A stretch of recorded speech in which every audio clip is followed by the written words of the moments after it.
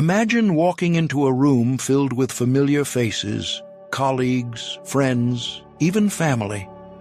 As you navigate through the pleasantries, there's an underlying sentiment that slowly creeps in, a feeling of invisibility.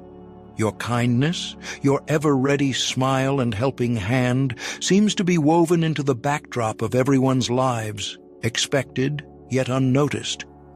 Have you ever wondered why acts of kindness sometimes lead to this disconcerting place where gratitude fades and appreciation turns into mere expectation? This paradox sits at the heart of our exploration today. It's a question that's been pondered by thinkers, everyday people like you and me, and even those who stand at the forefront of philosophical inquiry. Why does kindness, more often than not, leave one feeling overlooked and underappreciated?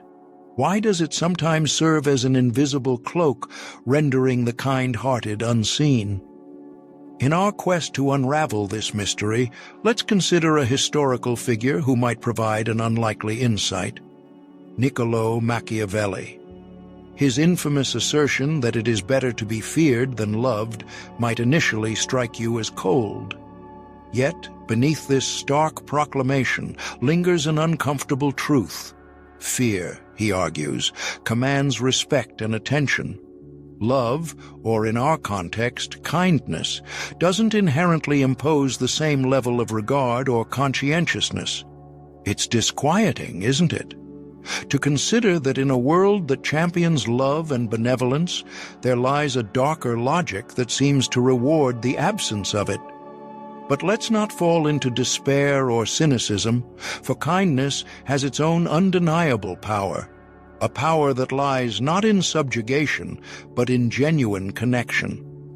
The question then emerges: how do we navigate this delicate balance, maintaining our inherent kindness while also commanding the respect we deserve?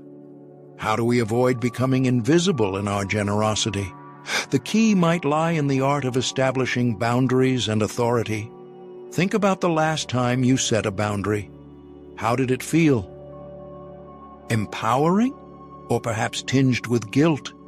Often, we fear that boundaries might shatter the image of kindness we project, yet in reality, they serve as the foundation for mutual respect. Without them, kindness can be misconstrued as compliance, an open door for others to step through without second thought. Consider, for example, a scenario from the workplace. A colleague consistently asks for your help on projects, capitalizing on your goodwill. Initially, it feels good to be of assistance. Yet, over time, you notice that the requests are less about collaboration and more about a reliance on your generous nature. Setting a clear boundary, be it a gentle refusal or a structured limit, can transform this dynamic. It asserts that your time and effort hold value, thus fostering a workplace environment where kindness and respect coexist harmoniously. Reflect for a moment. What boundaries have you set in your own life? Or, perhaps more revealing, where might boundaries be lacking? The quest for this delicate equilibrium is a deeply personal journey and one that requires introspection and honesty. It's about understanding that kindness is not a blank check graciously cashed by those around you, but a resource that should be nurtured and, most importantly, respected. This brings us to the heart of our dilemma, a dilemma that is both confounding and liberating. How do we continue to be kind in a manner that elevates us rather than diminishes us?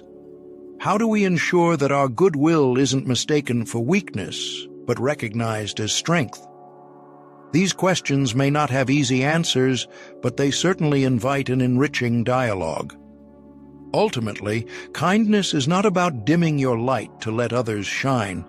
It's about radiating a warmth that brightens your own path while illuminating the way for others. It's about maintaining a balance between giving and preserving enough space for yourself to thrive. The challenge is intricate, but the journey towards this balance is where we learn, grow, and truly connect. So, as we venture further into this narrative, let us reflect on how our kindness can be both our superpower and our grounding force. When we think about the structures that guide our lives, the inescapable presence of authority looms large, shaping, directing, and sometimes constraining. But what is it about authority that captures our attention, commands respect, or instills fear? To unravel this, we have to probe into the psychology that molds our response to authority, and in turn infuses meaning into respect and fear. Imagine the sway of fear, a primal automatic response that often clouds our judgment.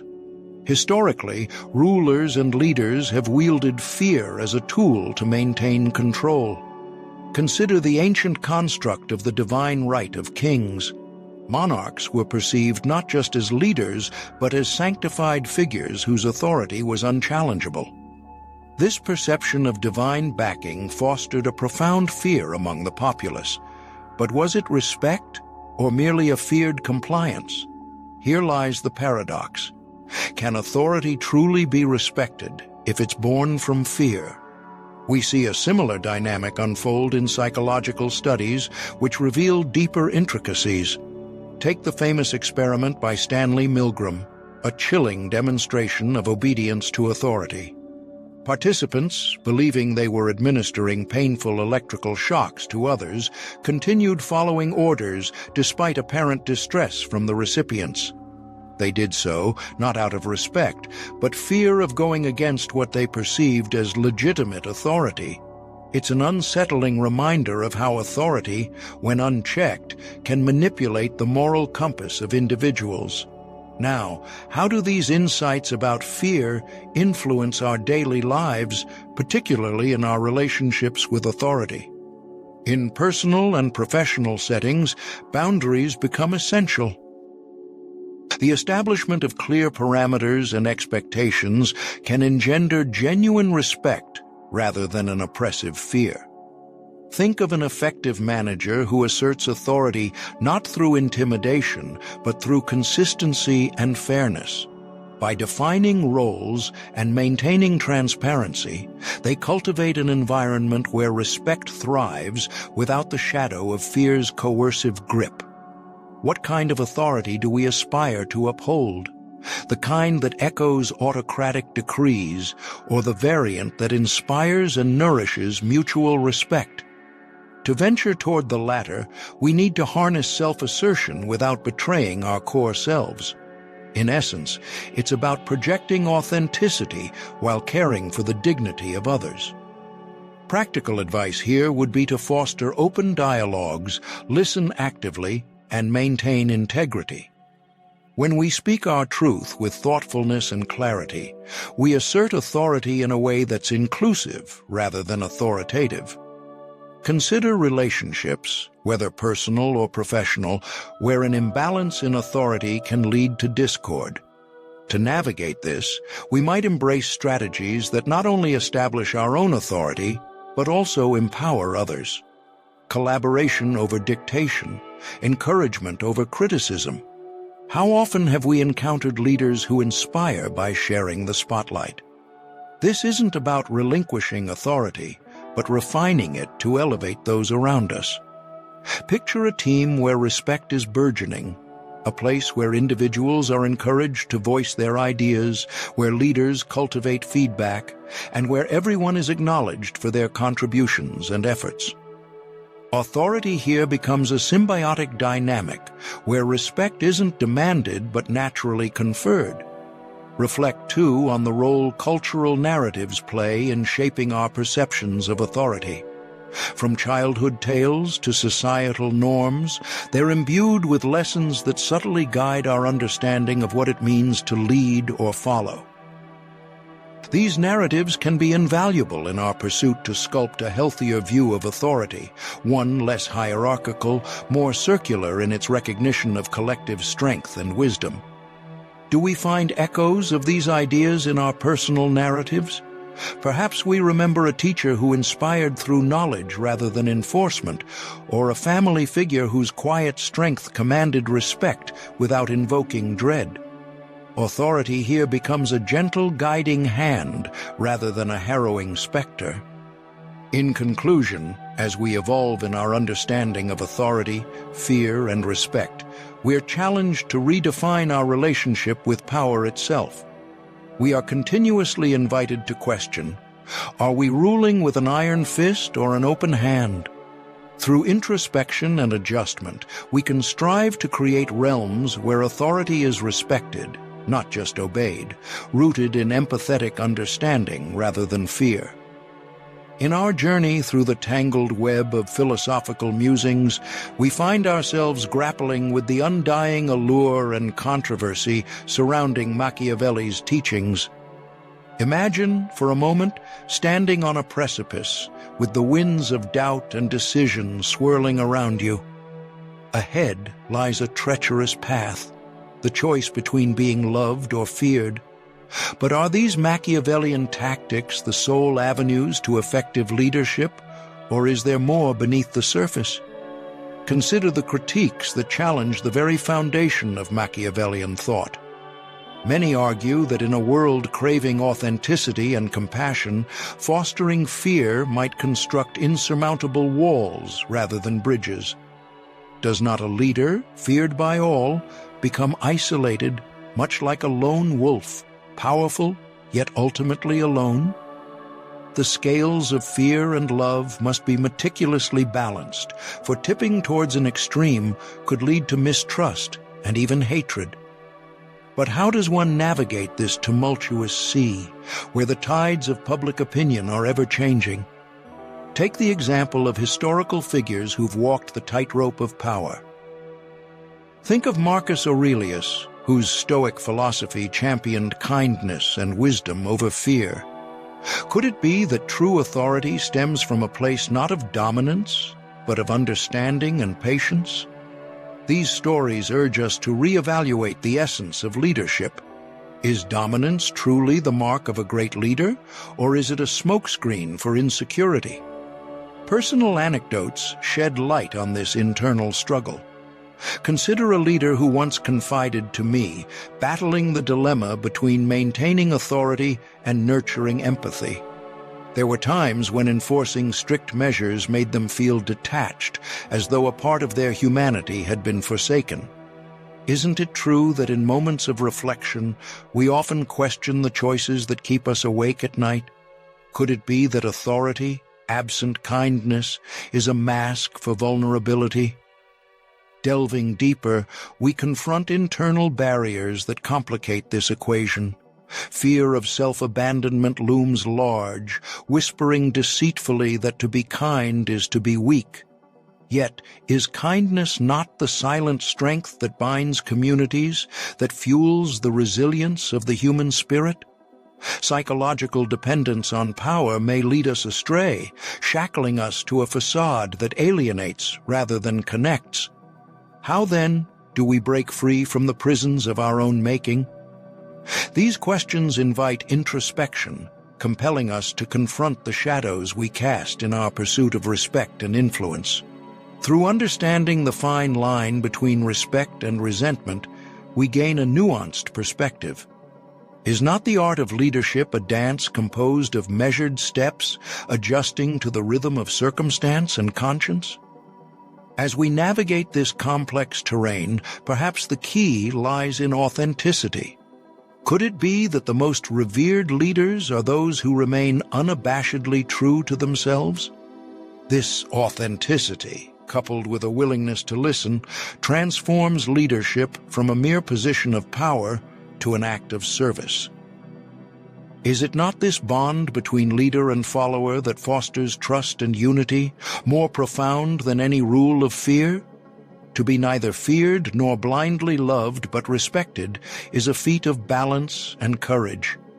It requires questioning and redefining what it means to wield power with integrity. In this quest, we not only influence others, but enlighten ourselves, carving a path not just of personal achievement, but collective growth. Thus, as we ponder these reflections, one must ask, what kind of leader do I aspire to be, and what legacy do I wish to leave behind? For in this dialogue with the self, answers await that are as profound and diverse as the questions themselves. We've journeyed through the landscape of love, its tumultuous terrain, its alluring vistas, and its hidden chasms. All the while, a question has lingered, subtly guiding our exploration. How do we transition from merely seeking love to commanding respect? This is not merely a transition in the way others see us, but more profoundly in how we perceive ourselves. Imagine navigating the world with a compass that alternates between two poles, strength and kindness. Our aim is to draw these forces inward, fusing them into a singular, glowing core of self-respect. But before we can achieve this unity, we must confront the fragmented pieces within ourselves, understanding that respect is not something to be demanded, but rather a natural byproduct of living truthfully and completely. Consider a time when you felt overlooked or undervalued. Was it in a meeting where your ideas went unheard, or perhaps in a relationship where your needs were dismissed? How easy it is to fall into the trap of seeking validation, tethering our sense of self-worth to external affirmations. But what if the true transformation begins when we shift our focus inward, nurturing respect not as something we receive, but as something we inherently embody? Reflecting back, there's a powerful metamorphosis that occurs when we learn to balance our innate strength with a gentleness that neither concedes nor overpowers. This is not just about finding a median, it's about integrating these aspects into a more profound sense of self. We become sovereign within, ruling over our own thoughts, emotions, and actions with benevolent authority. Recall the monarchs of old stories, wise kings and queens who commanded not out of fear, but out of admiration and love. They were revered not merely for their capacity to enforce, but for their ability to listen, to understand, and to engage with those they led. Likewise, in our lives, the respect we seek emerges organically from an authentic presence, a presence that does not waver in the face of conflict nor falters in moments of tenderness. So, how do we nurture this internal sovereignty? Begin with self-reflection. Ask yourself, where do I shy away from asserting my needs? In what areas do I fear appearing too forceful or too weak? By identifying these shadows, we can shine light upon them, reconciling contradictions and forging a path toward becoming whole. A pivotal part of this journey involves dismantling the barriers that obscure our true essence. We often hide parts of ourselves out of fear of rejection, of failing, or of being misunderstood. But vulnerability, far from being a weakness, is a testament to courage. Imagine opening the gates of your internal fortress, inviting others in not to conquer, but to commune. When we allow ourselves to be seen, we practice the kind of bravery that commands respect. As you strive to balance your personal dynamics, think of a tightrope walker. With every step, there is a delicate dance of tension and release, control and surrender. So it is with us. We walk the line between asserting our presence and embracing our humility. Each step is small, yet monumental, forming the tapestry of our life's journey. No true understanding of self-respect is complete without reflecting on our interactions with others. How do you engage in a dialogue that is both assertive and open-minded? Ever notice how the most respected voices are those that listen as intently as they speak, considering other perspectives with thoughtful attention? This is the essence of respectful dialogue, a melding of voices into a harmonious exchange that enhances everyone involved. As we conclude this reflection, let's linger on some questions that beckon further contemplation. In which areas of your life do you thirst for growth? How might the dynamics of respect and self-awareness reshape your reality? Consider what it means to live as a whole person in a world that often seeks to fragment us. Each of us holds the power to redefine our narratives, to script our stories in ways that not only uplift ourselves, but inspire those around us. Remember that the journey towards self-respect and internal sovereignty is ongoing. It is an evolving dance where strength meets kindness, where vulnerability fosters strength, and where every interaction is an opportunity to practice being both firm and gentle. As you ponder these thoughts, let the journey continue. We are all works in progress, and that is the beauty of being human, perpetual students in the art of living with respect for others and, most importantly, for ourselves.